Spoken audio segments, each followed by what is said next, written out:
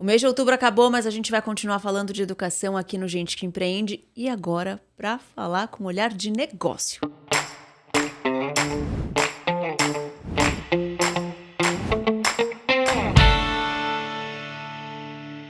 Eu tô aqui com um empreendedor da área de tecnologia, que tem formação em tecnologia, é apaixonado por tecnologia, mas que de repente resolveu empreender com educação clássica. A gente vai entender essa história e como funciona esse negócio com Gustavo Moraes. Tudo bem, Gustavo? Tudo bem, Ju. Prazer estar aqui com você. É um prazer estar aqui no Gente que Empreende e poder falar desse assunto que é tão precioso e forma o futuro.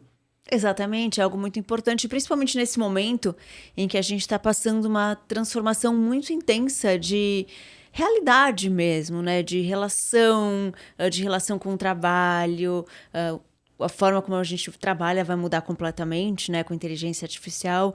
E a educação é a base para tudo isso, né, Gustavo? Exato. E a gente tem pensado em tecnologia como apartada da educação, às vezes. Então, tem gente que está nesse nível de vamos apartar totalmente a tecnologia da educação. E tem gente que está usando a tecnologia de maneira errada na educação também. Então, de fato, a gente está num momento que vai exigir dos professores, dos gestores, dos mantenedores de escola, dos pais e dos alunos uma visão correta sobre a educação, o propósito dela, e aí que se encaixar a tecnologia no meio disso tudo. Maravilha. E olha, o Gustavo, ele é um empreendedor serial, né? Isso. Você é sócio da UITEC, que inclusive é nossa parceira aqui do Gente que Empreende. Você também tem uma outra empresa de tecnologia voltada para a área da saúde.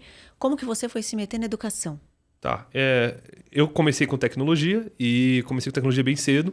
Eu era um dos alunos que durante a aula eu queria ficar mexendo no computador, queria fazer todas essas coisas. Então eu saía da aula, eu já ia para computador, ia mexer.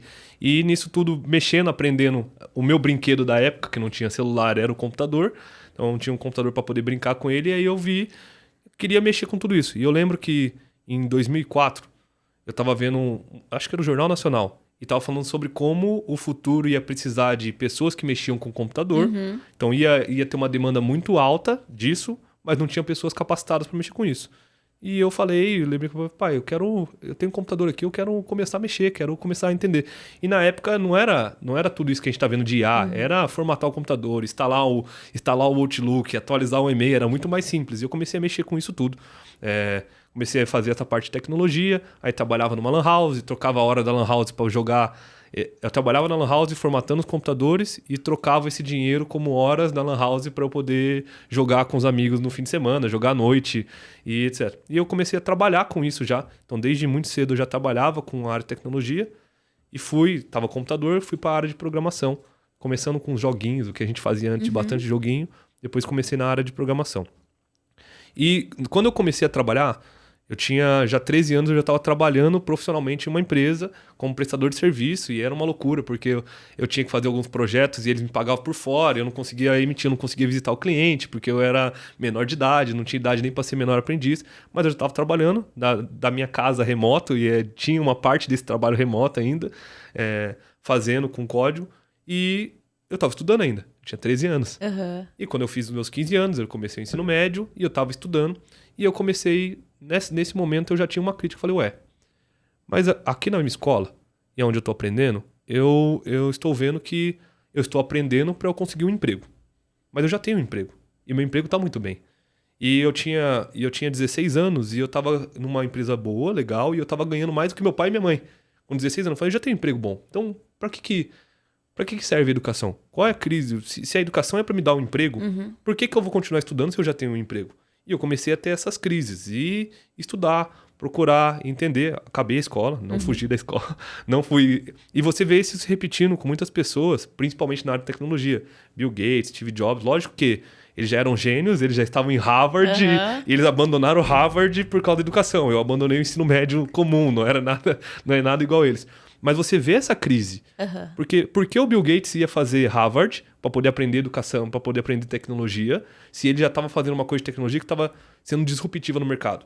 Então essas crises, elas são comuns em várias pessoas, desde as pessoas com os mais crânios de todos até pessoas comuns, como eu e você. A gente, até no episódio anterior aqui, que eu entrevistei uma diretora da SPM, né, da universidade, e a gente falou, inclusive, desses gurus mirins aí que criticam o ensino, né, criticam as escolas, criticam os professores. Você acha que existe uma culpa aí em como a educação é vista hoje, é colocada pelas instituições e por profissionais da área de educação? Isso, sim.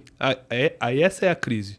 Estudando e indo mais a fundo, a gente vai entender que, de fato, a gente criou, e aí tem desde... Hoje já tá diferente, tá? Mas quando a gente vê aquela música, Another Brick on the Wall, e aquela música tem um videoclipe que as crianças são pegas e elas estão numa esteira meio fordista, aí eles dão um livro pra ela lê o livro, aí ele coloca um chapeuzinho, coloca uma maleta, porque ele tá falando que, de fato, a educação, ela tá com um único e propósito objetivo, formar trabalhadores. Então, a educação, ela deixou de ser o propósito dela, e aí o propósito... De fato, de quando a gente está olhando lá Sócrates, Platão, o que era educação? A educação, ela buscava pela verdade. Era uma busca pela verdade. Então tinha contemplação, tinha todas aquelas perguntas filosóficas sobre a vida, sobre o entendimento. E a educação era transmitir valores. Então quando a gente olha, exemplo, o povo judeu está até hoje. Ainda existem várias comunidades muito fortes judaicas que estão ensinando a mesma coisa de 4.000, 6.000 anos atrás. Passando tradições, porque eles olhavam a educação como... Mais do que formar uma escola judaica, ela não está tão preocupada em formar um profissional quanto passar conceitos, formar valores, formar caráter, mas a educação se perdeu nesse meio do caminho. A gente criou uma educação muito baseada na era industrial, né? Técnica. Exato. E aí a gente foi fazendo o quê? Cada vez mais a gente foi... Agora vamos fazer uma mescla do ensino médio com o ensino técnico, porque a gente tem que preparar mais. Agora vamos tirar algumas matérias. Agora o aluno ele pode escolher algumas matérias que ele não quer fazer, para ele fazer mais matérias técnicas, para ele entrar no mercado de trabalho. Então a educação foi construída, foi construtivista dessa maneira, e isso começou... Então essa culpa da educação começou a estragar, de fato, a busca pela verdade. E isso não é novo, tá? Isso aí a gente está falando de... não é tão velho. A gente tem um modelo de educação que a gente vai falar um pouco depois, que é a educação clássica. A educação clássica, Sócrates, Platão, Lewis, várias pessoas foram feitas. E essa educação clássica foi inteira destruída durante a Revolução Industrial. E por quê? Durante a Revolução Francesa. Por quê? Porque tem o Jean-Jacques Rousseau, que ele tem várias frases famosas ali, mas uma das coisas que ele falava é que os pais estavam educando os filhos em conceitos morais e isso não estava fazendo com que a sociedade criasse uma disrupção, uma inovação e etc. Então ele começou a falar que não era mais pra gente... e ele falou, o homem nasce bom, mas a sociedade o corrompe. Então ele estava falando que essa tradição, eu passar princípios, eu educar, passar conceitos, estava corrompendo a sociedade não conseguia evoluir. E isso foi um dos motes da nossa Revolução Francesa. E da Revolução Francesa para cá, que mudou tudo, autoridade, educação e etc., nós não temos, infelizmente, nós não temos nenhuma pesquisa em nenhum país, em nenhum lugar, que diz que a educação melhorou, que os conceitos melhoraram. Pelo contrário, foi uma decadência. Tem série de pesquisas que é uma decadência nisso tudo. Então foi construído e hoje nós somos reféns dessa educação, como você falou, porque hoje... Os professores são ensinados dessa maneira, e aí eles ensinam os alunos dessa maneira, e esse ciclo virtuoso, não virtuoso, na verdade, esse ciclo não virtuoso, ele continua se repetindo. E por causa disso, por conta da sua insatisfação com a educação, desde jovem, foi que você resolveu empreender na área? Isso, aí um dia eu estava conversando, qual foi a saída dos pais, né? E hoje tem muitas famílias educadoras, homeschooling, talvez o pessoal que está nos assistindo já ouviu falar de homeschooling. Os pais eles estavam inconformados com a educação, falaram, não, agora eu vou começar a ensinar em casa. Então isso mudou a rotina da família, o home office, a pandemia facilitou de certa forma isso, porque a família estava mais presente em casa, o trabalho remoto, mas várias famílias foram modificadas, preocupadas muito mais com a educação dos filhos, vendo que a educação não estava transmitindo os conceitos que a família acredita, não estava ensinando também, e cada vez pior. A gente está falando de crianças que estão indo hoje para o 3º ano sem saber ler, sem saber escrever. E isso era um conceito... Na minha época, você tinha que sair do prezinho lendo e escrevendo. E agora a gente está falando de crianças do 3º ano que não sabem ler nem escrever. E isso é o padrão hoje. O limite que o Estado tem colocado no 3º ano ela tem que sair sabendo ler e escrever. Então já foi 3 anos de A gente vê isso tudo. E aí teve uma mudança de conceito também, né? De visão de educação. Isso. Que não é mais aquela coisa rígida de com tal idade tem que saber ler, então tem que acompanhar o desenvolvimento da criança. Existe também essa discussão, né? Existe essa discussão e essa serialização que foi feita é o que a gente tenta desfazer. Aí, então, homeschooling, várias famílias disso, mas o homeschooling não é... Tem várias famílias perseguidas porque não tem uma lei ainda que faz, que homologa brasileira tudo isso. Então, as famílias fazem isso com risco jurídico, tem leis, eles se amparam juridicamente, mas tem esses riscos jurídicos. E eu e alguns amigos estavam conversando um dia e falou assim, não, porque a gente podia montar uma escola. E eu falei, então vamos montar uma escola. E aí, com a minha cabeça de empreendedor de negócio, a gente foi atrás de pessoas que já tinham modelos. Então, o primeiro passo que a gente falou, vamos ver o que modelo é o que a gente quer fazer, e depois a gente pensa no negócio. Porque o negócio, para mim, todos os negócios que eu participo e que eu estou fazendo, eles vêm de alguma dor e de algum propósito, de algum legado. Então vamos achar um negócio. A gente achou um modelo de educação que encaixava muito com o que a gente estava fazendo e começou a montar essa escola. E não só montar uma escola, mas fazer com que o modelo de negócio dessa educação, que é a Trinitas, ele fosse um modelo, ajudar para que esse fosse um modelo escalável, que fosse um modelo bom de negócio. E aí vai desde o básico que a gente vê do negócio. Contrato, franquia, o que a gente faz, custo, DREs, programas, processos e tudo mais. Então aí eu entrei na educação. Foi nesse momento que juntei algumas pessoas que estão operacionais, têm mais capacidade de educar e são da formação da área do que eu, e a gente montou essa escola. Tem um grande desafio da educação, e aí mais para essa educação infantil ou ali no ensino fundamental e ensino médio, que vai além de negócio, né? Educação não é simplesmente um negócio, né? A educação tem um papel social, tem um papel de construção da sociedade, de preparar aquela geração para um futuro, né? Como conciliar isso, Gustavo? Você tem um negócio rentável, que é o que você está construindo, inclusive de forma escalável, e ao mesmo tempo não perder essa função social da escola. Tá, vou dividir em alguns aspectos qual é a dor? A dor de mercado, e hoje você vê muitas escolas falindo. Geralmente, as pessoas que estão abrindo escola são pessoas apaixonadas e vocacionadas pela educação. Então, aquelas pessoas, elas sentem a dor, como empreendedores, elas sentem a dor e falam, eu posso ajudar nisso aqui. E elas abrem uma escola. Às vezes hoje é mais difícil, porque tem mais leis, né? Mas às vezes numa casa, começa a educar aqui, começa a ser uma professora particular, depois começa a ter mais alunos e quero montar a escola, um professor particular, quero montar a escola, que começa a ser um professor de uma escola, daqui a pouco eu vejo uma oportunidade de montar a minha. Mas essas pessoas geralmente são vocacionadas na educação e apaixonadas por isso. Só que a paixão pela educação eu sou um educador nato. A Juliana me pede, falou, Gustavo, eu queria colocar o meu filho na sua escola para ensinar, mas eu não posso pagar a sua mensalidade. Eu não posso pagar isso. E eu, como educador, como vendo um problema, falo, tá bom, Juliana. Então... E o que acontece muito é que essas empresas, ele tem uma vocação, ele quer fazer isso, ele quer resolver o problema, então ele traz isso para dentro de casa, mas ele não tem tempo, nem capacidade de gestão, nem capacidade de negócio, e ele é o professor, ele é o diretor, ele é o secretário, ele é o porteiro, ele é o gestor, ele é o contato do banco, ele é o marketing e o comercial, é o eu presa, só que num modelo educacional. E isso faz com que ele sofra muito esse papel social e não consiga executar. E muitas vezes ele tentando fazer o bem com a mensalidade baixa, ele tá entrando em dívida e tá ali com empréstimo de família, com Pronamp, com tudo quanto é coisa, e não fechou a conta e daqui a pouco a escola falha. E ele fica arrasado, ele fica sem chão porque isso acontece. E aí como que a gente traz dentro da educação clássica, aí falando, a gente acredita que a escola, e aí isso já é uma mudança de comportamento da educação clássica, ela é formada por alguns pilares. E ela é formada, primeiro, pelo pilar de quem está pagando a mensalidade.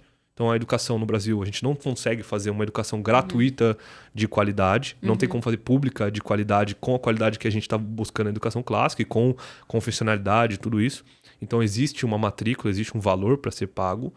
Ela é feita pelo pilar de professores. E nos Estados Unidos, a educação clássica nos Estados Unidos, ela é desde 50, 52, já tem escolas lá. Nos Estados Unidos, tem PhDs que estão dando aula para crianças. Então, o segundo pilar são professores, aí sim vocacionados, que eles escolhem arbitrariamente, não um PhD poderia ganhar quanto fazendo uma pesquisa. Eles escolhem arbitrariamente não estar numa área acadêmica e etc., para dar aula para a criança, entendendo o legado daquilo e o propósito daquilo. Então, primeiro pilar, mensalistas. Segundo pilar, professores. E terceiro pilar, famílias e mantenedores. A escola, e isso porque é até visão do Estado, né? O nosso ministro, um dos ministros do STF, ele disse assim, a função da escola é proteger as crianças dos pais dela. Então, essa é a visão que o Estado tem. A nossa visão é que a escola é um braço da família. E a escola como um braço da família, eu quero a família ali dentro. Eu não quero separar por grade para falar pro pai, até aqui essa autoridade, que não, eu quero complementar essa autoridade que ele tem em casa. Eu quero fazer com que os princípios dele sejam passados aqui dentro. Então, essa parte de famílias. E essa parte de famílias, é incrível ver quanto aqui no Brasil já, nós temos famílias que estão dispostas a ajudar. Tem família que está disposta a fazer encontro de mães, a fazer café ali dentro, a fazer aniversários, a ajudar financeiramente, a ajudar em projetos da escola, a doar, doando terreno, fazendo doações. Então, esse pilar de famílias, a família se sente nessa comunidade e eles começam a fazer isso diferente. Então, eu acho que esses 3 pilares na educação, quando a gente está falando de educação clássica, principalmente voltado em comunidade, fazem com que, tendo uma boa gestão, obviamente, a gente consiga cumprir um papel social. Por quê? Porque o filho do Gustavo, ele não tem dinheiro para estudar na escola. E de fato pode ser minha realidade. Mas eu tenho mantenedores aqui. E os mantenedores, eles estão pagando bolsas pro... Então tem 10 pessoas que estão juntando bolsa e elas estão pagando da pessoa física delas ali, ou de empresa, pagando disso para que o filho do Gustavo possa estudar na escola. E isso, então, esse papel de comunidade, a gente começa a ver que a responsabilidade pela educação daquela comunidade ou daquele grupo não está exclusivamente somente na mão do pai. A maioria dele. Ou somente na mão da escola, né? Ou da mão da escola, do pai e da escola. A maioria está nele. Eu vou querer trabalhar para pagar uma educação de qualidade para meu filho. Mas quando eu sinto que eu tenho um braço me apoiando, tanto a escola, encontrando pais, encontrando a escola ajudando a encontrar mantenedores para o meu filho, muda o jogo. Porque eu consigo fazer esse papel, e quero complementar com uma frase do Thomas Walker, ele falou assim, o nosso grande desafio é construir para coisas que nós não veremos. É plantar para aquilo que a gente não colheu. E esse é um desafio nosso. E esse é o que move muitos empreendedores. Eu vou fazer uma coisa e eu sei que eu não vou colher, talvez eu não vou colher benefício nenhum disso. Mas daqui a 60 anos vão ter benefício do que eu estou plantando hoje na educação, na saúde. Eu, como médico, salvei uma vida aqui de um recém-nascido e daqui a 70 anos ele vai estar vivo ainda fazendo frutos na sociedade. Esse tem um legado muito importante, né? E pensando no momento que a gente está vivendo de transformação, como eu falei, com a evolução de uma inteligência artificial que vai fazer com que a gente revise conceitos sobre trabalho, conceitos sobre como a gente se relaciona, conceitos sobre como a gente aprende, logo sobre educação. Como que você vê o papel da educação clássica? Porque para quem está ouvindo, por exemplo, pode pensar, caraca, educação clássica parece que eu estou voltando no passado. Ao invés de estar evoluindo para um outro modelo de educação, né, enfim, com mais tecnologia ou com mais inteligência artificial, parece que eu estou voltando ao passado. Como que você vê isso? Tá. O que a IA tem? O que o GPT, se eu abrir agora, ele tem de tudo lá? Conteúdo. O que a internet tem? O que nós temos muito mais? E sempre foi assim, a próxima geração sempre vai ter muito mais conteúdo do que a geração passada. Porque, mesmo com todos esses conteúdos, nós só temos indicadores de que as pessoas, elas pensam menos, elas conseguem produzir menos, elas não... Cadê os gênios da nossa era? Cadê os gênios? Cadê um Isaac Newton da nossa era? Onde estão essas pessoas que estão, de fato, tem alguns que destacam, de fato. Qual é a dor? A dor é que a nossa geração, e não é agora, já é velha, ela não aprendeu a aprender. E a educação conteudista, que é a educação moderna, qual é o objetivo dela? Passar conteúdo. Então, o professor e o pai tá assim, tá? Eu tô falando que é uma cultura, porque o pai, o filho chega em casa, ele pergunta, até que página da apostila você fez? Você acabou a apostila? Eu paguei a apostila do bimestre, eu paguei ela. E você não acabou a apostila até agora? Acabou o bimestre e não acabou a apostila? Então, a preocupação do pai, a preocupação do professor e a preocupação do aluno tá muito mais em acabar a apostila, passar por aquele conteúdo, do que aprender aquele conteúdo de fato. Se um professor de uma escola normal chegar pro pai e falar, pais, seguinte, nós vimos que os alunos estavam com dificuldade de aprender, então nesse bimestre nós ficamos só a página 2 da apostila, o bimestre inteiro. vai gerar um caos na escola. Fala assim, como um bimestre inteiro na página 2 da apostila? Porque a nossa educação conteudista fez isso. Pra que aí, assim, esse todo o conteúdo que é passado, a gente já sabe que a gente não vai usar tudo isso. Ninguém usa todo o conteúdo. Eu não uso geografia, tudo que eu aprendi de geografia. Eu não uso filosofia, tudo que eu aprendi de filosofia. Mas qual o foco da educação clássica? A gente fala que a gente forma mentes e corações. A gente ensina as crianças, no nosso caso crianças, mas depois vai para jovens. A sua escola é de que faixa etária? Hoje é infantil e fundamental 1. A Trintas, que é a nossa escola mãe, ela começou o fundamental 2 também, ano passado. Então, a ideia é ir até o ensino médio. A ideia é até ir o ensino médio, e já tem algumas faculdades já clássicas que a gente tem no Brasil, tá?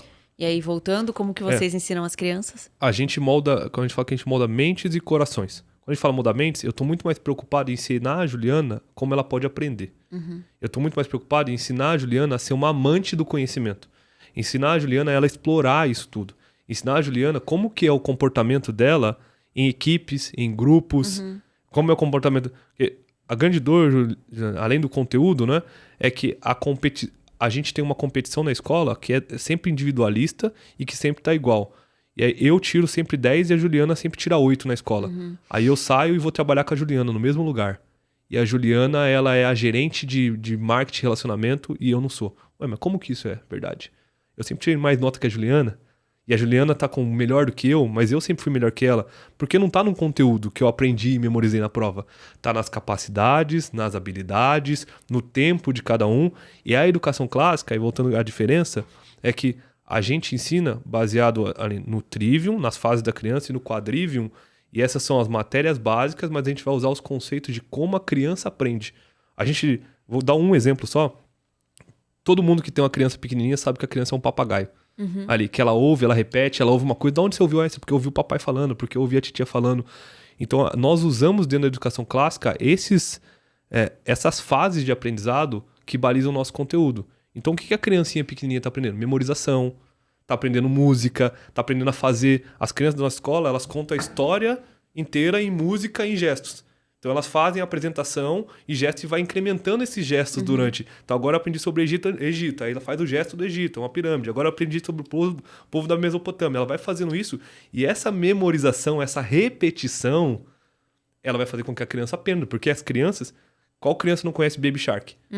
Qual criança não assistiu Shrek? Na minha época era Shrek 10 vezes. Eu sei várias frases do Shrek de cor, porque quando eu era pequeno eu assistia Shrek 200 vezes. Só que a escola conteudista, ou a escola moderna, ela não tá fazendo isso. Porque eu preciso acabar a apostila. E eu acabar a apostila significa que eu tenho que evoluir rápido. Então a gente perde isso. Na educação clássica a gente está muito mais focado em qual é o momento da criança aprender, qual é a capacidade cerebral dela e que ela aprenda de verdade. Na nossa educação, ela aprende os conceitos básicos ali, depois quando ela passa para o Fundamental 2, ela volta nesses conceitos para aprender de novo com mais detalhes. Pô, Gustavo, mas você está falando eles voltarem atrás? Tô. Mas ali eu estava falando sobre a água, qual o papel da água. Eles descobriram que tem nuvens diferentes. No ensino médio, no ensino fundamental 2, eu estou falando sobre os formatos da água, estou falando de como ela se transformou naquela nuvem que ela sabe o formato, como chegou aquilo, qual é a química por trás daquilo. Então ela sempre está voltando. A educação clássica ela é cíclica ali. E isso faz muita diferença. Que aí você vai aprofundando o seu conhecimento de acordo com o momento que você está ali de aprendizado e disponível para aquele tipo de conhecimento, né? Exato. E ela vê que o que ela aprendeu não é vão. Ela, nossa, eu lembro que no primeiro ano eu aprendi sobre as nuvens e agora eu estou voltando e vendo sobre as nuvens de novo. Não é, eu vi isso na página 1 do livro da apostila e depois eu nunca mais vi porque só passou. Pensando, né, na sua experiência com tecnologia e já empreendedor, já vivendo essa questão dos negócios, e eu imagino como uma pessoa muito mais técnica, Sim. Né? Já que você está na área de tecnologia, como foi migrar para a educação? Teve conflitos? Eu preciso pensar no negócio, isso tem que ser, o negócio tem esse modelo, mas é educação, então não pode ser tão rígido. Teve sim. Eu vou contar alguns exemplos de coisas que foram legais ali, e a coisa dentro da educação, a gente tem por comum, tá? Em tudo que eu ouvi falar, e aí eu posso não ter visto todas as escolas, mas em tudo que eu ouvi falar, eu vi que a sala dos professores é um lugar pouco frequentado. Porque os professores estão... O professor, ele tá com a turma dele, a turma A é melhor que a B, e é melhor que a C, e eu sou o professor da A. Na educação, quando passa do quinto ano e tem vários professores, isso muda um pouco, né? Mas na educação infantil lá, mas eu sou o professor da turma A, a Juliana é da turma B. Então a sala dos professores, ela era pouco frequentada, e os professores não se conversam. Por que eles não se conversam? Porque a maioria dos professores, eles estão dando aula... Se eles não estão dando aula em 2 escolas distintas, eles estão dando aula nos 2 períodos. Então a Juliana acaba a aula dela, meio-dia, ela almoça e 1h da tarde ela já está na outra escola dando aula. Então ela tem um tempo de locomoção. Como que eu compartilho conhecimento com a Juliana? Como que eu sei o que a Juliana está com dificuldade para poder ajudar nela? Se a rotina dela está nessa. Então uma coisa que eu implementei na educação foi OKR. Não tem nada comum dentro da educação. Então a nossa escola, desde o primeiro, a gente tem OKRs, e os nossos OKRs são muito diferentes do OKR tradicional de uma empresa de tecnologia. Mas a gente tem OKR, a gente tem um pilar de posicionamento, a gente tem um pilar de crescimento, a gente tem um pilar de comunidade. E dentro disso a gente vai falar o que a gente quer fazer. E isso foi um grande choque, principalmente para os professores, e as pessoas estavam falando, cara, não vai dar certo não. Como você está colocando isso, essa meta para a gente fazer, um dos OKRs nossos era fazer um evento para mais... A nossa escola era nova, né? Fazer um evento num espaço público para mais de 100 pessoas. Não, Gustavo, não vai dar para a gente fazer isso não, Gustavo, não vai dar para a gente... Vamos atrás. E a gente fez uma cantata de Páscoa. E lotou a cantata de Páscoa. E gostaram pra caramba. E a prefeitura gostou que a gente fez. A gente conseguiu espaço, todo mundo se motivou. OKR, outra coisa que a gente colocou foi daily. Mas como eu faço a daily? A daily em tecnologia é normal. Eu vou entrar num horário fixo, 9h da manhã, 15 minutos, falar o que eu fiz ontem, o que eu fiz hoje, qual é o meu desafio. Como que eu faço isso com professores nesse cenário? Então a gente implementou uma daily assíncrona. A gente tem um grupinho do WhatsApp, que todo mundo vai lá, todo dia tem até 1 minuto e 50 para mandar o que fez ontem, o que fez hoje. E isso ajudou pra caramba. Por quê? Porque eu sei o que a Juliana tá passando de sofrimento. Eu posso ajudar a Juliana. Eu sei o que ela tá ensinando. Eu que tô mais de fora da escola, consigo ver quais são as dores e eu posso atuar dentro do negócio. E não é... E a daily que a gente tá falando ali, não é a escola tá pequena, né? Não tá separada em grupo. A gente tem poucas turmas, poucos professores. Mas esses conceitos de tecnologia que fizeram com que a gente tenha mais interação são coisas que eu levei pra dentro da educação e funcionaram bem. O que não funciona tão bem? Os professores ainda, e acho que é a maioria dos professores, que ainda não tem muita facilidade com tecnologia. Então sempre tem que ter um trabalho nosso de como a gente adapta isso. Porque eles não têm tanta familiaridade com computador, então a gente tem trazido para as ferramentas que eles mais usam no dia a dia. Então a nossa dele é no WhatsApp. Se eu colocar hoje uma reunião do Teams para eles, não vai funcionar. De jeito nenhum. Eu tenho que insistir para eles, para que eles usem tecnologia, que usem um chat GPT, para que marquem um ponto eletronicamente. Então, tem essas dificuldades que a educação, por mais que a gente está ensinando os nossos alunos, eles são muito mais tecnológicos, que eles estão nascendo com o celular ainda não é um ambiente de trabalho. A gente não trabalha majoritariamente com celular, é computador. E os alunos estão saindo, e os professores estão saindo, eles não sabem mexer em computador. Não sabem fazer isso. Que loucura pensar isso. Você contrata um jovem hoje, ele não sabe teclar mais, não sabe mais digitar. E na minha época, o meu brincadeira era aquilo. Então eu conversava no MSN, conversava não sei o quê, então eu aprendia a digitar melhor, no mínimo. Hoje é o celular, mas a realidade do mercado de trabalho não é que você vai... Tem profissões, obviamente, que o povo usa o celular, mas não é a realidade da maioria, né? Maioria. Então tem esses viés, tá? Algumas coisas de tecnologia que a gente implantou dentro da educação deram certo, foram boas. E aí você fala, implantou na educação, na parte ali, no bastidor com o professor e na organização da escola, não na sala de aula. Isso.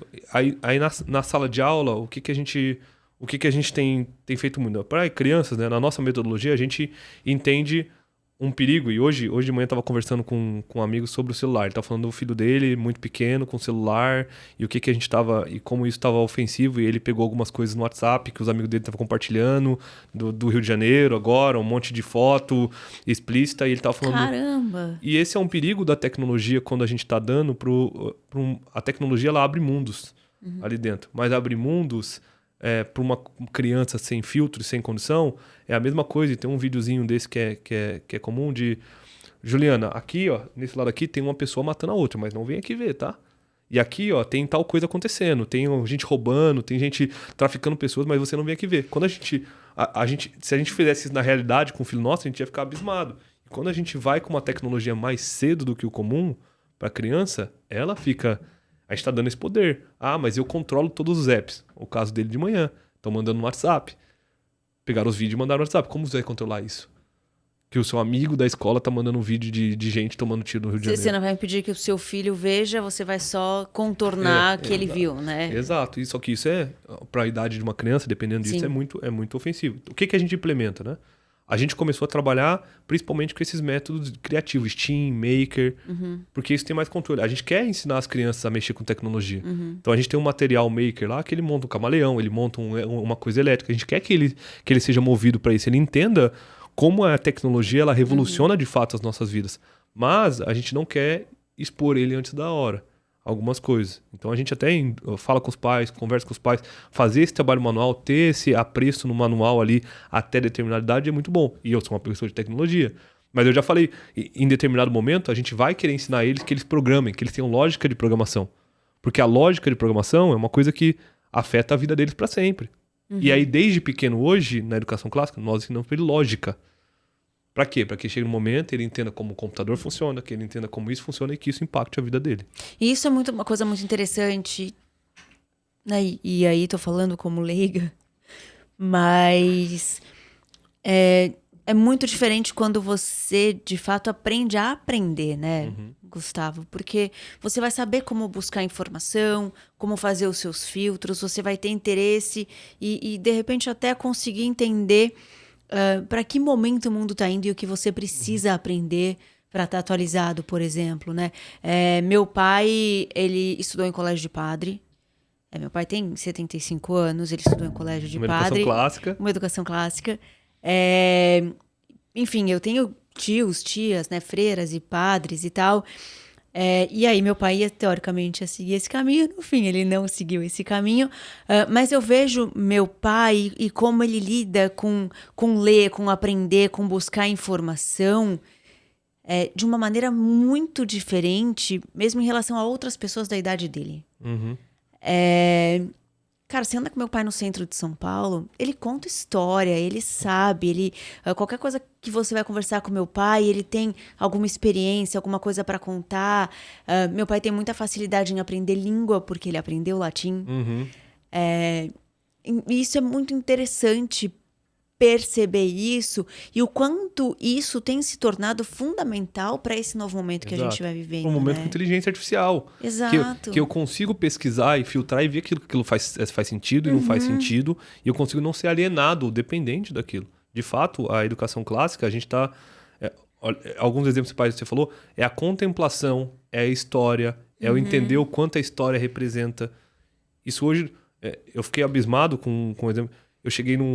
Eu fui num bombeiro, num batalhão de bombeiro e falei, eu posso trazer os alunos aqui para eles verem seu dia a dia?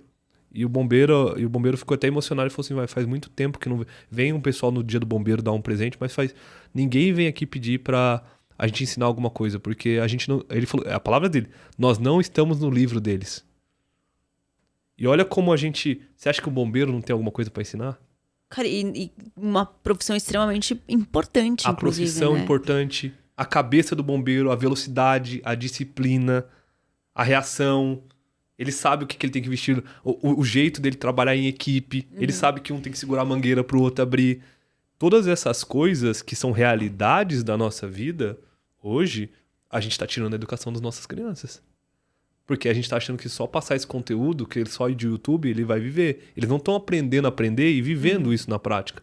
E isso, Juliana, gera um outro fator que a gente tem na sociedade hoje, que a gente tem eu amo o do it yourself, tá? Amo o DIY, mas eu vejo uma pessoa construindo uma casa no YouTube.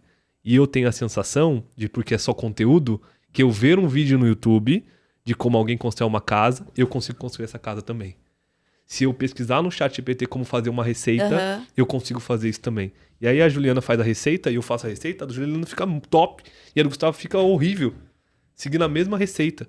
E é por quê? Porque nem tudo da nossa vida é só o conteúdo, é a vivência, é a experiência, é o jeito de fazer, é a busca, é a atenção, é o cuidado naquilo que isso nos torna humano. O que vai tornar a gente melhor do que a inteligência artificial? Não é mais o conteúdo. O seu pai não vai ter tudo na cabeça dele o que a IA tem. Só que o seu pai, com uma ferramenta que tem um baita conhecimento na mão dele, ele vai saber usar aquilo de uma maneira muito mais profunda. Muito mais crítica. Sabendo direcionar melhor, sabendo filtrar o que vem, né, da tecnologia. E eu tenho falado que a gente, né, acho que nessa coisa com Revolução Industrial, pós-Revolução Industrial, a gente foi muito ensinado a trabalhar como máquina, né? A gente foi doutrinado a trabalhar como máquina. E a gente está num momento em que a gente vai inverter isso, né? Isso. A gente precisa trabalhar como pessoa, como ser humano. E se inverte na realidade. A gente veio no momento que as coisas são muito mais funcionais do que belas. Então, olha as casas antigas. Você acha ela mais formato de casa, mais bela do que as... Você vai numa casa antiga de madeira e etc. Você acha aquilo muito belo, é muito bonito. Só que a gente foi para uma era que eu não preciso de uma casa bonita, eu preciso de uma casa funcional. Eu preciso de uma casa que esteja desse jeito, que tenha toda a funcionalidade. E a gente perdeu o senso do que é belo. A gente perdeu essa contemplação de olhar uma coisa e falar, nossa, isso aqui é bonito. Cara, que filosófico e que loucura, Gustavo. E é muito real isso, né? Então, você vai nos condomínios modernos hoje, são todas casas quadradinhas, do mesmo jeito, com as mesmas cores. Se bobear no interior da casa, tem a mesma decoração. A mesma decoração. Né? E aí você vai numa casinha, num chalezinho da Suíça ali, que é rústico, velho, antigão, você vai olhar aquilo e falar, nossa, que coisa bonita. Que vai cheio de rococó, cheio de detalhes, cheio de história, sim, né? Cheio de história. Quando seu pai passa em São Paulo, e ele olha, e quando alguém passa em São Paulo despercebido e olha a estátua ali, o obelisco de 32, e é só uma estátua. Quando alguém passa em São Paulo com o seu pai, por exemplo, que sabe a história, que pode contar tudo o que aquele obelisco significa, é muito diferente. Toda vez que eu passar aquilo lá, eu falo assim, nossa, olha essa história que tem aqui dentro. Olha isso aqui. Eu passo... Qual é a funcionalidade do obelisco de 32? Funcional. Nada, atrapalha o trânsito, devia tirar essa rotatória, devia tirar isso aqui que me atrapalha pra caramba. Mas a gente não pode viver, o que você falou de viver com máquina, nós como seres humanos, a gente busca sempre o que é belo. É natural da gente buscar o que é belo. A gente sabe o que é belo. Quando a gente olha aquele peixe que foi descoberto lá, que é do Nemo, aquele peixe diabo lá, a gente olha a cara dele e fala, não, isso aqui é feio. Eu sei identificar o que é feio. Só que quando a gente tá saindo de tirar esse senso crítico nosso, de identificar o que é belo e o que é feio, para uma coisa estética, no padrão funcional, a gente perde esse senso de contemplação. E a gente perder a contemplação nos torna mais parecido com máquinas ou nos torna mais humanos? Qual é a diferença do humano ali? Então, nós precisamos de fato voltar. E hoje a educação, e falando de educação clássica, a nossa escola, ela começou, e toda escola está começando, é muito difícil, porque é difícil você materializar. Aqui, imagina seus alunos aprendendo. Aqui, imagina os livros. Só que a nossa escola começou lá em Jacareí, já com nome, com o impacto lá da escola da Trinitas Educacional, e a gente foi vendo, a gente foi fazendo um trabalho bem feito dentro de casa, de ensinar, isso foi repercutindo. E tem um amigo meu que ele falou assim, cara, eu não sei o que vocês estão fazendo, mas estão falando, todo mundo está falando da escola de vocês. E o que a gente está fazendo ali é ensinar da maneira diferente. As crianças de vocês conseguem fazer várias coisas que as outras crianças não conseguem. E isso, quando a gente está como máquina, a gente está, sendo muito honesto, não está usando a capacidade que as nossas crianças têm de pensar. A gente não está usando a capacidade e da maneira correta o que as nossas crianças têm para poder fazer. A gente está subestimando o que elas conseguem entregar. Eu fui numa escola, lá em Brasília, e eles falaram assim, escolhe qualquer um aí. Aí eu escolhi o que tinha cara de mais bagunceiro, que parecia eu quando era... Esse aqui. Desenha o mapa mundi pro Mr. Moraes. Ele foi 5 anos. Pontos cardinais, começou a desenhar num rascunho, ele desenhou o mapa mundi. Ele sabe o que significa cada um daqueles países? Sabe o nome de cada um? Não sabe, mas ele desenhou um mapa mundi com 5 anos de idade. Eu não sei desenhar um mapa mundi. E o que esse mapa mundi com 5 anos de idade vai fazer para ele? Depois ele vai completando. Aqui é a África, aqui são os pontos cardinais, aqui esse país tem essa divisão, essa aqui é a capital, esses são esses países da Oceania. Então ele vai complementando isso. Então a educação, e ele vai olhando aquilo e ele vai ver, nossa, que legal, eu consigo ver minha evolução. Não é tudo igual. O meu mapa mundi é melhor, o Gustavo desenhou melhor que a Juliana, mas a Juliana memorizou muito melhor do que o Gustavo. E essa é a nossa vida real. Essa é a nossa vida humana. É muito menos caixinha. E interessante, né? Porque você falou sobre a gente estar emburrecendo, né? A gente tem pesquisas que mostram, né? Que pela primeira vez as gerações mais novas estão com QI menor do que os pais. E a gente vem num mundo que vai colocando a gente nesse lugar de não pensar, né? Gustavo. E não é a tecnologia em si, não é a inteligência artificial em si ou a rede social em si que faz isso, né? Mas a forma como a gente usa essas ferramentas, né? Então, tem aquele estudo do MIT que pegou, acho que 2 ou 3 grupos de pessoas, de estudantes, e eles tiveram que desenvolver trabalhos, um só com o próprio conhecimento, o outro com o Google lá, né? Só pesquisando no Google, e o outro usando a inteligência artificial.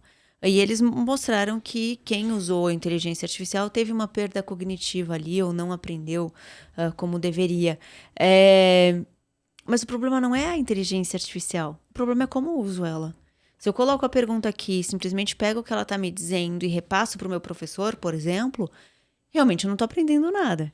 Agora, se eu uso a inteligência artificial para me ajudar a pensar, para me trazer informação, ou de repente até rebater uma afirmação que eu estou fazendo e a gente ter uma conversa ali, ou eu ler de fato o que veio da inteligência artificial, ter um olhar crítico, devolver para ela uma opinião, ou devolver para ela como ela deve reajustar aquele conteúdo, é outra história, né? E é justamente esse o papel de educar, né? Exato. E você percebe o quanto a gente vai indo pro superficial. Então, todas essas coisas, a inteligência artificial, o uso errado dela, a rede social, os shorts, o que é trazido? Eles têm o seu papel, não tem o seu papel, mas eles são superficiais. E não adianta eu ver um vídeo de 1 minuto e meio como fazer um bolo. Eu posso até, se eu sou um expert em fazer bolo, eu vejo 1 minuto e meio um vídeo de fazer bolo e falo, eu sei fazer esse bolo aí. Mas todas essas coisas que vem trazendo pra gente, quando a gente usa da maneira correta, a gente fica no superficial. E nós estamos gerando uma sociedade superficial. É muito difícil ter conversas profundas. É muito difícil ter amigos que a gente tá sentando pra conversar. É uma geração que não tem amigos. É uma geração que tem zilhões de seguidores e poucos amigos. Quantos daqueles seguidores que eu tenho, que você senta pra contar, fala assim, tô sofrendo, me ajuda, me dá um conselho. E que esse conselho a pessoa tá dando, não porque porque tá enviesado com alguma coisa que você pode dar pra ele, mas eu tô falando isso aqui como seu amigo, eu acho que isso aqui tá errado. Então e esses relacionamentos, eles foram destruídos na família, no pai, na mãe. Quando a gente olha para uma sociedade japonesa, oriental, todos os orientais, eles têm ainda mais esse senso de mestre, né? Eles não veem o conceito, eu vi quem vai desenhar mangá. Para desenhar um mangá, se eu quero aprender a desenhar mangá, eu vou no estúdio da Juliana e eu vou ser um discípulo da Juliana, um aprendiz da Juliana. E eu vou ficar lá dentro com ela vai desenhar, eu vou pintar, ela vai desenhar, eu vou completar os traços. E eu vou criando na Juliana, eu vou olhando a Juliana, que a Juliana não é simplesmente um exemplo técnico para mim de como desenhar, mas a Juliana é um exemplo técnico para mim de vida, de profundidade, de relacionamento. Eu vejo como a Juliana se comporta, eu vejo como a Juliana trata as coisas. E esse conceito de me inspirar em pessoas de forma profunda e não só de uma face dela, porque se eu sou um discípulo da Juliana, eu tô o dia inteiro com ela, eu tô vendo a Juliana em todas as facetas da vida dela. É muito diferente do que eu observar alguém na internet. Que hoje a gente tem influenciadores como ídolos ou como mentores, mas aquilo ali é um filtro, aquilo ali é um recorte e muitas vezes não é real, né? E é superficial, é superficial. Eu não tenho essa profundidade de ver como a Juliana, como uma líder, ela se trata em um lugar onde ela é uma liderada. E essa é uma das experiências que, pra mim, sempre aconteceu isso com um pastor de uma igreja. Ele tava num cenário e ele era... desse cenário, ele é o líder da minha igreja, ele é o líder, e nesse cenário ele era um liderado. E eu observar como foi o comportamento dele tratando aquilo lá, me impactou. Ele nem sabe que me impactou, mas me impactou. Porque esse cara é um líder e nesse momento ele tá entendendo que o papel dele não é ser o líder. O papel dele é ouvir, olhar, não ser o último a falar ali, que ele tá naquela mesa. E olha esses tipos de... Quando esses tipos de relacionamento estão acontecendo, o quanto esses tipos de relacionamento estão acontecendo na nossa vida? Cada vez menos. Porque a gente tá no funcional, a gente tá no conteudista, a gente tá só no que é produtivo. Quanto a gente tá descansando? Juliana, eu tenho essa dificuldade, tá? Eu tô falando Gustavo, com todos... Eu tenho essa também, dificuldade. Né? Tem um monte de negócio, ainda tem família, tem filhos. Eu tenho essa dificuldade. Mas o quanto eu tô descansando, quanto eu tô parando, falando assim, ó, esse dia aqui, eu não vou fazer nada que me leve, de alguma maneira, a ser mais produtiva, ganhar mais dinheiro, o que quer que seja. Porque eu posso, não, eu tô descansando, eu tô lendo um livro, mas eu tô lendo um livro de negócio. Porque eu sei que esse livro de negócio vai impactar. Eu tô lendo um livro tal de liderança que isso aqui vai impactar. O quanto eu tô descansando, o quanto eu tô ouvindo meu tempo contemplando. Aí, e de novo, nós sabemos o que é belo. Se eu levar você hoje, se eu levar ele hoje, se eu levar qualquer um hoje, no pico do Marins ali, e tiver uma coisa linda lá embaixo, a gente vai olhar e todo mundo vai ficar, nossa, que negócio legal. E o que você tá olhando? Nada. O que aquilo lá tá mudando, acrescentando no seu mercado de trabalho, nada. Você tá contemplando. Mas por um lado tá, né? Eu acho que esse é o grande dilema, assim, né? Não é a busca pela produtividade ou pelo conteúdo funcional que necessariamente vai trazer benefícios pra gente na carreira ou na empresa, né? No crescimento de uma empresa. Mas essa outra parte também, né? Eu tenho falado muito sobre a importância de ter repertório. Acho que especialmente para empreendedores, mas atualmente para qualquer profissional, né? Então, entender além da sua área, né? Então, se você é um jornalista, se você é um médico, se você é um engenheiro, você tem que entender além da parte técnica dessas áreas, porque isso vai trazer repertório para você. Você vai entender melhor o negócio da empresa onde você atua, você vai entender melhor a estratégia, você vai entender melhor o comportamento do seu cliente, melhor o comportamento do seu chefe. E pode ser ouvindo um podcast de um assunto que não tem nada a ver com o que você faz. Pode ser vendo um filme clássico, pode ser lendo um livro de literatura qualquer, né? Mas quem vai fazer isso? Quem ama aprender. E se a gente ensina nossas crianças que o aprendizado é simplesmente para arrumar um trabalho, e não porque é gostoso aprender, porque é prazeroso, porque isso transforma a vida, porque isso transforma a sua mente, porque isso cria repertório, ela não vai conseguir fazer isso. E a literatura, né? Eu vi um vídeo, uma gravação, acho que SBT na rua, Globo na rua, perguntando: você lê livros? A pessoa: leio. Quantos livros você leu esse ano? Ela: 40. Antigamente, 40 livros. E a gente sabe que hoje a média são pouquíssimas pessoas, um percentual muito baixo, que leem mais de 5 livros por ano. Hoje. E por que as pessoas não estão lendo 5 livros no ano? Porque elas não veem o livro como uma forma... Não amam aprender, não veem isso. Às vezes, não vê como lazer também, né? Não vê como lazer, porque é tudo funcional. Eu tenho que ser produtivo, não dá tempo de eu parar e ler. Porque eu consigo fazer tudo no GPT, ou eu vou ser melhor. Por que eu vou ler um livro de história, vendo qual é a história da Juliana? Se agora agora é tecnologia, a Juliana é defasada. A Juliana criou esse livro, mas era de 2010. E 2010 era outra, não tinha IA. E porque a gente foi criado errado na escola. Eu comentei com você antes que tem um professor que ele fala assim: a criança que começa lendo Machado de Assis não vai pra lugar nenhum.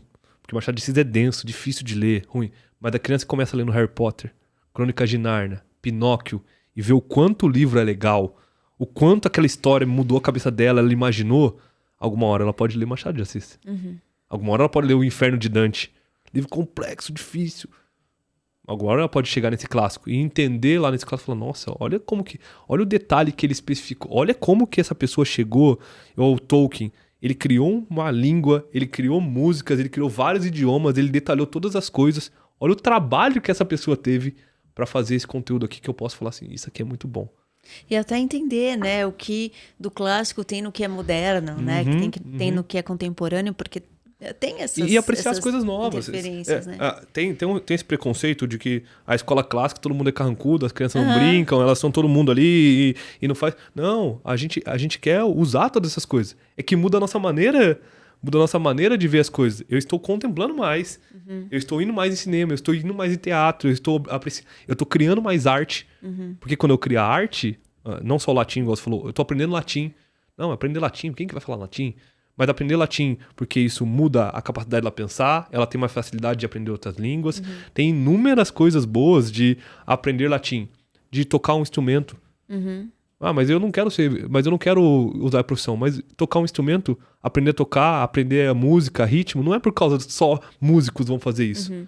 É um momento para você crescer, para você ter repertório, para você crescer como humano, para você ter um momento de lazer, você poder sair numa fogueira, a Juliana tá lá e tá tocando um violão junto com a família dela. Olha esse tipo de momento. Só que isso é cada vez mais raro. Por quê? Porque não é funcional. Porque eu tocar violão não vai me fazer aumentar meu salário na empresa hoje. Então o que eu vou aprender? Vocês são uma escola clássica. Você acha que teve uma atualização do que é ser uma escola clássica? Eu acho que a gente tem atualizações porque a gente tem dificuldades. A gente tem dores hoje de que o passado não tinha tantas dores assim, pelo contexto do passado em si, né? Hoje nós sabemos, por exemplo, de que meninos e meninas, eles aprendem diferente porque eles são diferentes. E tem uma pesquisa que foi feita, tem Leonard Sachs, ele fez uma pesquisa e tem vários livros sobre isso. E ele estava falando uma coisa que eu vou contar e a gente vai ver um pouco que eles deram um papel para várias crianças de várias idades, tanto para menino quanto as meninas, e uma caixa de lápis de cor. E eles pegaram os desenhos das meninas, a maioria dos desenhos das meninas tinha uma casinha, tinha uma menina, tinha uma florzinha, tinha alguma coisa assim, e com várias cores pintadas. A maioria do desenho dos meninos era preto, azul e verde. E tudo, se fosse desenhar uma pessoa, não tinha detalhezinho, vestidinho. Era um homenzinho de palitinho, mas em todos os desenhos tinha ele dando uma porrada, ele voando, ele correndo, o carro andando. Ele foi fazendo uma sistematização e ele viu que ele separou em duas formas. A gente pode ver cor, forma e textura, e a gente vê movimento. As mulheres, elas têm a capacidade muito boa de conseguir ver 60% delas é cor, forma e textura e 40% é movimento. Os homens 80% movimento e máximo 20% de cor, forma e textura. Por isso que o Gustavo, ele não consegue perceber que esse vaso é muito bonito com a textura dele. Por isso que a Juliana vai falar, Marila, olha isso aqui, olha como é que ficou. Ele vai falar assim, nossa, porque essa é a maneira que a nossa cabeça funciona. Só que a gente não consegue implementar isso na escola hoje. Se os meninos, eles gostam, 80% do trabalho deles é movimento, muito mais do que cor, forma e textura, como que a gente implementa isso na sala de aula? Se as meninas, elas também trabalham cor, forma e textura, como que eu faço uma aula de educação física com essas meninas que têm mais dificuldade de fazer uma aula? Menino, qual a dificuldade de meninos em educação física? Zero. Qual menino tira nota baixa em educação física? Quase nenhum. Quem tem mais dificuldade? Meninas. Qual menino tira nota baixa em artes? Mas aí a gente tem exceções também, tem, né? Não, mas... E aí como que a gente lida com a exceção com um menino que de repente não é do movimento? Então, aí esse é o ponto. A gente hoje não trabalha individual. O que a gente foi feito? A educação clássica, ela muda isso porque ela está focada no indivíduo. Quando a gente está fazendo essa pesquisa e essas caixinhas, o que a gente colocou na escola? Que todo mundo aprende igual, todo mundo tem o mesmo padrão. E quando a gente está colocando todo mundo no mesmo padrão, na educação física, todo mundo tem que tirar 10, tem que jogar futebol, vôlei e basquete. E na aula de artes, todo mundo tem que tirar 10, tem que fazer 2 quadros e uma pintura e um vaso.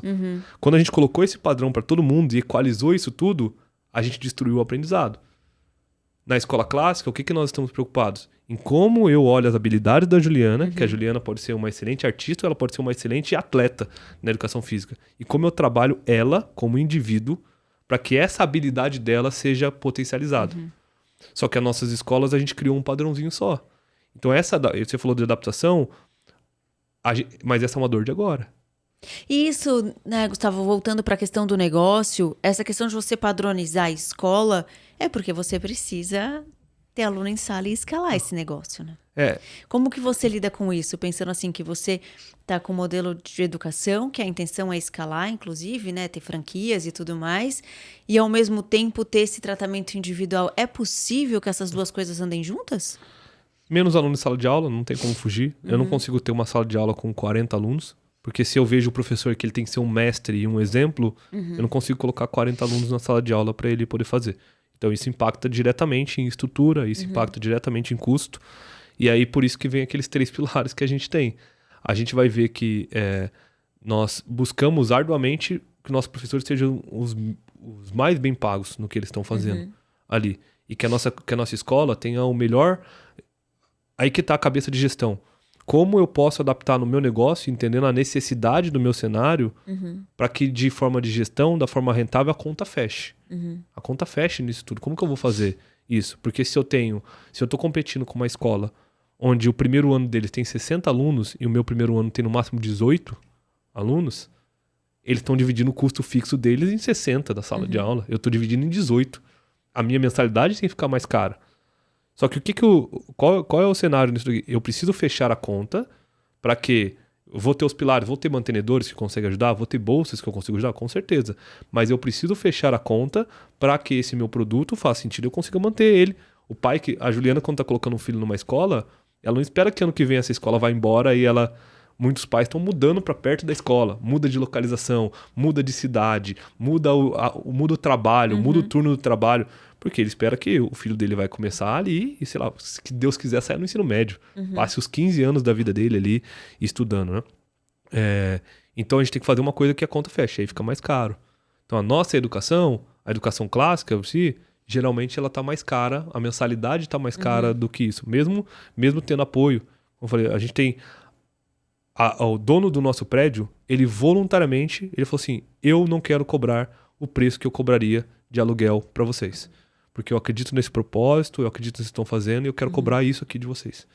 E é mais baixo do que um normal. E isso é um discurso que uma rede gigante, porque ela não vai conseguir fazer. Eu não consigo chegar com uma escola, inventar uma escola aqui de rede e conseguir colocar num prédio com desconto porque a pessoa está acreditando no propósito do que a gente está fazendo. Então, respondendo isso a gente deixa muito claro qual é o propósito do que a gente está fazendo e quem está junto com a gente. 2, a gente tem que o preço geralmente é mais caro do que o comum.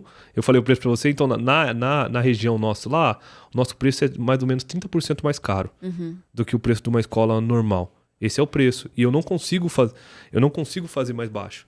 Porque é isso, não fecha a conta. Eu não vou conseguir competir com 40 alunos na mesma sala, mesmo com tudo isso. E eu não quero pegar meu professor é o professor que menos ganha da rede inteira e ele não vai querer ficar lá. Mesmo ele tendo um propósito, igual eu falei, que tem PhDs que estão dando aula, ele tem que viver, ele é uma pessoa. Eu tenho que fazer uma boa carreira para ele. Então a gente faz isso, tá? Deixar muito claro o propósito primeiro, e isso tem convencido. Isso, a nossa escola tem crescido bastante, vários pais têm mudado para lá, mesmo pagando mais caro, porque eles entenderam que esse valor a mais que eles estão pagando compensa pelo que eles estão recebendo ali, que eles estão transformando. Que alguns estavam como reféns em casa, no homeschooling ali, e a mãe tinha deixado de trabalhar, a mãe tinha deixado de fazer várias coisas, porque estava ensinando domiciliar, fazendo isso, e ela falou assim, agora eu consigo colocar numa escola que tem os princípios que eu acredito, está ensinando o que minha família gostaria de ensinar, e a excelência acadêmica é muito melhor do que eu como mãe ou eu como pai ensinando em casa. E eles compram esse preço. Tá? Então é um produto mais caro do que o normal. Entendi. E você falou bastante de homeschooling, de pais que estavam buscando homeschooling, e às vezes um aluno que estava em sala de aula, o pai tendo que reensinar porque a escola estava ensinando errado. Não existe também um perigo aí de... Eu simplesmente não concordo com o ponto de vista de outra pessoa, então por isso eu vou ir contra aquela forma de ensinar? Entende o que eu quero dizer? Existe sim esse perigo, só que sempre vai ter uma bolha, tá, Ju? Sempre, é uma utopia a gente falar que a gente cria qualquer coisa fora da bolha. Nós somos refém da nossa bolha, de São Paulo, do que a gente está vivendo. Eu não sei, eu não consigo viver e tomar as mesmas decisões do que um índio que está no interior da Manaus, da tribo dele. Então existe uma bolha que a gente está fazendo. A grande questão é como a gente escolhe qual bolha a gente quer estar. Hoje a rede social ela faz isso com a gente automaticamente. Eu vou ver um conteúdo ali e ela vai me direcionando pelo conteúdo. Eu fico ali e eu acredito que aquela é a minha realidade. Porque eu tô vendo na rede social várias pessoas que estão...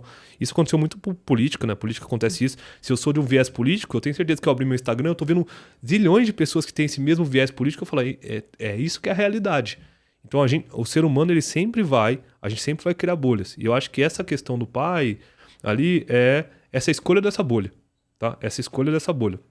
E essa escolha dessa bolha, ela não pode ser, mas a gente faz isso, essa escolha dessa bolha não pode ser um Amish. Não pode ser um Amish. Porque o Amish, como que eles pensaram que eles iam resolver? Deixa eu afastar todo mundo e a gente vai ficar isolado aqui e a gente vai ter a melhor situação. Eles não tinham. A escolha dessa bolha, ela tem que incluir, e é o que a gente traz na educação clássica, você precisa ler e ver também as outras coisas e tecer opiniões opostas. Você precisa debater. Você precisa saber ser político, ouvir a opinião do outro, discordar, aceitar o que o outro está falando. E isso precisa ser ensinado para as crianças também. As crianças não são ensinadas isso. As crianças são ensinadas que não, isso aqui é errado, não vê. Elas não são ensinadas a olha, analisa e fala... Então as crianças na Trinitas Educacional, elas estão lendo um livro do Hitler. Estão lendo Marx. Estão lendo várias outras coisas, estão lendo vários livros para que elas entendam aquela opinião e elas possam comparar aquilo com, opa, isso aqui eu vejo que é certo, isso aqui desse ponto ele tá certo, isso aqui o ponto tá errado, porque a nossa cultura é muito mais do que essa cultura de cancelar. O negócio do mestre, como eu falei que é tudo superficial, Se eu vejo um erro na Juliana, eu cancelo ela, eu nunca mais vejo a Juliana. Mas a Juliana é somente esse erro do que ela fez? Quando eu tenho aquela cultura de mestre, de que a Juliana é minha... Eu sou um discípulo, eu vou ver, inclusive, as falhas da Juliana. E sabe qual é o prazer que eu vou ter? Eu vou ter um prazer enorme de ver a Juliana amadurecendo nessa falha dela. E a Juliana era uma pessoa explosiva, que gritava com todo mundo. E eu tô vivendo com ela, e 2 anos depois a Juliana virou uma pessoa calma. Caramba, a Juliana mudou. A Juliana teve essa fase de aprendizado. E isso é totalmente contra a nossa cultura atual. Porque eu não... Ou presta ou não presta, né? Ou presta ou não presta por causa de uma coisa. Então essa cultura de cancelamento, tudo isso, todas essas coisas, volta nessa superficialidade. E volta nisso da bolha. Então, os pais hoje, eles precisam escolher a bolha que eles estão colocando o filho. E essa escolha de bolha que eles estão colocando, eles precisam analisar muito bem, e é todos os pais, a gente na nossa vida, analisar muito bem se esse espaço que eu estou escolhendo para o meu filho, ele vai fazer meu filho ser um alienado, porque acontece isso, não é só em confessional religioso, acontece isso em geral, acontece isso em uma faculdade federal. Você vira um alienado daquilo que você está aprendendo, então você tem que ter muito cuidado e olhar perto dessa bolha, se essa bolha está tornando seu filho um alienado ou se essa bolha está ensinando seu filho a pensar e tomar decisões, a ser crítico nas decisões dele. Porque, de novo, no mercado de trabalho ele vai precisar ser crítico. A realidade, o bom da realidade é que ela sempre se impõe. No mercado de trabalho ele precisa ser crítico. E se eu chegar aqui agora e a Juliana manda na empresa e eu quiser cancelar ela, eu vou perder meu emprego. E se eu perder meu emprego, e se eu fizer isso com todas as pessoas, com uma falha que eu vi, eu perdi meu emprego, eu vou ficar desempregado. E eu vou pagar a minha conta como? Eu vou viver amanhã de como? Então essa realidade da vida que ela se impõe faz com que a gente sofra e aprenda. Qual é a minha crítica? É que isso a gente devia ter aprendido antes. Eu sou um refém da educação. Que eu podia ter aprendido várias coisas que eu aprendi durante o caminho, depois de estudar, eu podia ter aprendido quando eu era criança. Eu podia ter aprendido, não é só inglês. A gente pensa que é só o inglês. Pô, se meu pai tivesse me colocado na escola de inglês quando eu era pequeno, eu seria muito melhor. Não é só o inglês. É como a gente vive, como a gente aprende, quem são os nossos amigos, quem são as pessoas que a gente está próximo. E essa cultura vem se perdendo cada vez mais. Acho que, só finalizando, é muito comum você ver no passado, talvez seu pai, ele tenha vários amigos de escola que estão totalmente diferentes dele, fazem outras coisas, mas eles conversam até hoje, porque um é referência para o outro. Hoje, como nossa escola é exclusivamente conteudista técnica, é muito difícil a gente ter amigos da nossa escola que a gente tem ainda relacionamento com eles se eles não foram pro mesmo ciclo, para a mesma empresa ou para a mesma área que a nossa. Eu tenho pouquíssimos amigos assim. É verdade, faz sentido. Eu tenho pouquíssimos. E seu pai deve ter muito mais do que a gente. E meu pai tem muito mais. Meu pai tem um amigo dele da escola que é meu padrinho, que vive até hoje com ele, vai lá, conversa, senta com ele e tem essa profundidade ali. Porque eles entenderam que parte da educação é amigos, pessoas que eu tenho que estar perto. Não acontece só na sala de aula. E, Gustavo, pra gente fechar, que a gente já tá encaminhando aqui pro final do nosso papo, você falou que você ali na sua adolescência, já trabalhando com tecnologia, já tendo um bom trabalho, não via o valor na educação, principalmente ali quando você tinha seus 16 anos, então estaria no ensino médio, por exemplo, né? Mas como que a educação ou a busca por aprendizado fez a diferença para você como empreendedora? Tá. Aí eu vou falar, a gente entender que o aprendizado e a busca para aprender não acontece só na sala de aula. Isso é uma coisa muito importante. Eu preciso entender que eu passar tempo com a Juliana conversando, nesse podcast eu tô aprendendo. Eu almoçar com uma pessoa, eu tô aprendendo. Eu sentar e subir uma montanha e fazer... Eu gosto de fazer curso de sobrevivência. Quando eu tô fazendo curso de sobrevivência em selva, eu tô aprendendo. E esse tipo de aprendizado, esse paixão, esse inconformismo com o status atual que você tá, ele vai exigir que você estude. Ele vai exigir que você busque. E aí... Tem 2 maneiras de aprender, né? Eu posso aprender empiricamente, sofrendo, ou eu posso aprender ali olhando o que outras pessoas fizeram já e vendo essas histórias refletindo no passado. E quando você olha aí, você fala assim, eu preciso estudar. Eu preciso buscar. Aí muda. Quando você tá mais interessado, e esse foi o meu caso, eu fiz minha faculdade depois que eu tava trabalhando. Eu fiz minha pós depois, porque eu falei assim, eu tenho que gerenciar pessoas. A minha pós é em gestão de projetos e eu fiz um mestrado em gestão. Ele é mais de gestão de pessoa, para competitividade. Eu preciso aprender. E como que eu vou aprender? Eu tô com uma empresa grande aqui, tô com um monte de coisa. Como que eu vou aprender? Sozinho? Eu vou ficar ralando aqui? Não, eu tenho que ir atrás de alguém. E aí, qual era o conceito de eu ir atrás de alguém? Era eu ir atrás de pessoas, de networking, de eventos, de comunidades. Eu fazer um trabalho voluntário, está me dispondo a fazer uma coisa diferente, eu sou voluntário em algumas coisas para fazer, vai te ensinar. Só que não vai substituir a sala de aula. Então, assim, é aprender que você aprende mais do que a sala de aula, mas 2, entender que quanto mais horas de voo eu tenho em uma coisa, eu sou melhor nela. Então, a sala de aula, eu consegui dedicar 4 horas com alguém que está... E aí, o ciclo tem que fechar. Com alguém que está intencionalmente preocupado em me ensinar e não só passar conteúdo, com alguém que eu tô vendo que o apoio, o que eu tô vendo na sala de aula é a mesma coisa que meus pais estão me ensinando, então eu não tenho que jogar fora. Hoje é uma dor isso aí, Ju. Eu tenho que desfazer o que meu filho aprendeu na sala de aula. Quantos pais sofrem com isso? Então, entender que o aprendizado tem que ter horas de voo, quem está procurando, ele está intencionalmente me ensinando, aquilo faz sentido, porque meu pai está apoiando, porque eu vejo isso na minha família, porque a minha mãe está apoiando isso daqui, eu estou vendo que isso faz sentido, e no final eu ver o resultado prático. Porque o resultado prático é o quê? Você pegar um aluno hoje da Trinitas e pegar um aluno de uma escola particular para poder conversar, você vai ver a diferença disso. E a diferença não é porque a gente está passando mais conteúdo.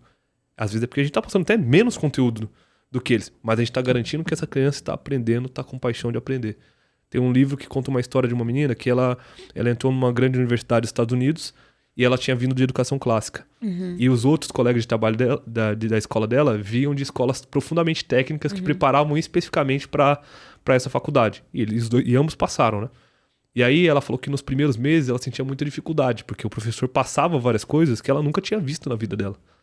E nos primeiros meses, esses colegas dela que estavam técnicos, eles estavam mais avançados do que ela. Mas isso mudou a partir do segundo bimestre. Porque ela começou a estudar, ela começou a entender e depois ela começou a despontar desses outros alunos. Porque esses outros alunos, eles estavam vendo o conteúdo que eles tinham aprendido. Eles tinham memorizado o conteúdo e trabalhado bem. Tem mérito nisso daqui. Só que eles não sabiam aprender a próxima coisa. E ela tinha aprendido. Então esse ciclo, Ju, eu acho que tem que fechar. E quando você vê esse ciclo fechando na realidade, quando eu vejo no negócio que eu aprendi a lidar com pessoas, que eu estudei alguma coisa, eu consigo aplicar, e olho e falo assim, nossa, isso aqui funcionou no negócio, isso aqui funcionou na gestão. Eu ler o livro daquela Responsabilidade Extrema. Quando você lê aquele livro e vê como os Navy SEALs estavam aplicando, e você pensa como alguma coisa daquela, e aplica no seu negócio, fala, isso aqui funcionou? Aí você fala, eu tenho que estudar mais, eu não sei nada. Estou muito longe disso aqui. E isso vai ser, então, eu entender a minha capacidade, e a gente é muito capaz, mas a gente tem coisa, a gente tem que entender, igual você falou de aprender fora da área, a gente tem que entender que a gente não é sempre isolado, onipresente, onipotente e capaz em tudo. Eu tenho várias dificuldades. Qual é o meu trabalho? Deixa eu tentar minimizar elas aprendendo outras coisas, mas deixa eu não perder a minha especialidade. O que eu sou melhor? O que eu posso estudar pra caramba que eu vou complementar a Ju e vou fazer? Então a gente entender essas capacidades e ter essa paixão por estudar. Ter esse inconformismo faz com que a gente queira empreender mais. Porque qual é a via do empreendedor? Inconformismo com uma situação atual. Gustavo, obrigada, né, por ter topado vir aqui. Eu sei que sua vida é super corrida, né? A gente até precisou aí lutar para bater a agenda. Então, muito obrigada por compartilhar a sua visão sobre educação e também como tornar isso um negócio viável, porque isso também é importante, né? Isso. A gente precisa entender a educação com o seu papel social e também que isso seja lucrativo para que a gente tenha cada vez mais escolas de qualidade, seja o perfil do aluno que for, o perfil da família que for, né? Exato. Atendendo todo mundo a todos os perfis. Obrigado, Juliana. É um prazer falar e eu falo sobre lucrativo, a gente pode ser generoso, mas a gente pode ser generoso com o que a gente tem. Então, se a minha escola é lucrativa e eu quero doar esse lucro, eu quero distribuir, eu quero fazer, eu posso fazer isso. Eu sou generoso. Mas tem muito erro da gente tentar ser generoso com o que a gente não tem. Isso é um prejuízo pra gente. Eu não posso dar o dinheiro pra Juliana que eu não tenho e me enfiar em dívida, daqui a pouco eu tô com empréstimo, daqui a pouco eu perdi minha casa. Então, esse conceito é muito importante a gente trazer e esse conceito é muito importante para nós empreendedores. Quantas vezes a gente dá a vida, a gente dá o sangue, a gente dá o gás e a gente vai atrás, a gente vê que nós enfiamos os pés pelas mãos. E às vezes funciona, às vezes a gente consegue contornar, mas às vezes é irreversível. E aprenda. Assim, ouvir isso aqui, aprender, ver o podcast, ver vida de outras pessoas. Eu me coloco à disposição também do pessoal. Aí a escola é um benchmark para a gente ver e aprender. É nosso laboratório que a gente está crescendo e aprendendo com os outros e trazendo para cá. Maravilha, eu vou marcar o arroba ou o LinkedIn do Gustavo aqui na descrição, quem quiser entrar em contato, acho que pode ser um papo super bacana, até para quem de repente empreende na área. Você que acompanhou a gente até aqui, a gente fez 5 episódios no Gente que Empreende, focados em educação, com diversas visões diferentes sobre o mercado, sobre o que é educação. A gente falou bastante de inteligência artificial e esse momento atual que a gente está vivendo. Então vai lá, né? Vai na nossa playlist, escuta esses episódios, assista, aprenda, comente também, coloca a sua visão, o que você acredita, o que você acha dessa nova realidade. Se inscreva, compartilha com outras pessoas que precisam ouvir esse papo e até o próximo episódio.